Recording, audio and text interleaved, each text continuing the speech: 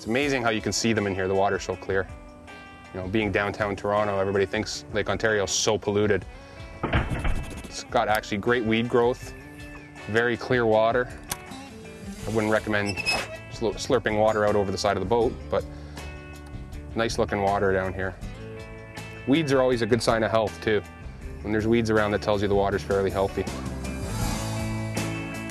If you're gonna start and you wanna learn, Pro-Ams are the absolute best way to do it. Just because of the fact that if you hire a guide on a lake, he's gonna show you spots that hold 2-pounders. If you go out with a guy who's in a tournament and there's, you know, $15,000, $20,000, $50,000 on the line, he's going to his best water and he's going to show you how to catch them. And the way we run Pro-Ams up here, the best part is that you fish as a team. So like typically in the States, when you fish a Pro-Am, as a co-angler, you fish in the back of the boat and you fish against the pro in your boat. So if you catch nothing, you get nothing. Up here, we fish it so that we're a team, so that this way it just facilitates the teaching aspect of it. I want you catching fish, because if you catch a fish, you help me out. So it works out better in the end.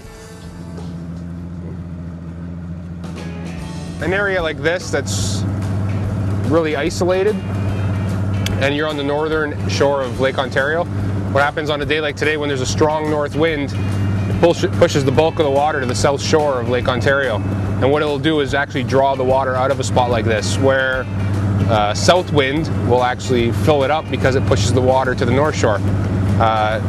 Because you're also so close to the eastern basin of Lake Ontario, or sorry, to the western basin, an east wind will push all the water to the eastern side, raise it. A west wind will push everything towards Gananoque and Kingston and lower it. So you can expect water level fluctuation quite a bit in an area like this. What difference does that make in terms of like fishing? A lot of the shallow cover that I fish, like the shoreline stuff, on a day like today, a lot of it will be unfishable because there's no water in it. Whereas with a south wind, you know, there might be an extra 6 inches to a foot of water in there. More fish will move into it. So concentrate on the weed lines when the water's drawn down, and concentrate on the shallows when the water's up.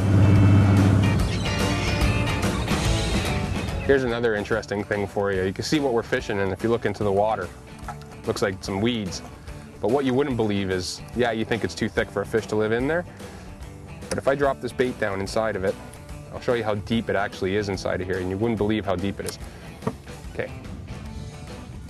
You can see from my lure to the tip of my rod, that's how deep it is. Okay, we're talking about 8 feet of water. So what happens is, as these weeds grow taller, the bottom leaves actually come off because they can't get sunlight anymore, and the leaves look thick on the top, but actually down below, it's wide open. These fish can see a long way because it's just little thin sticks. So what you do is when you see heavy weeds like this, just dunk in up and down and work your jig inside and out and your worm or whatever you're doing, and believe it or not, the fish can find it in there.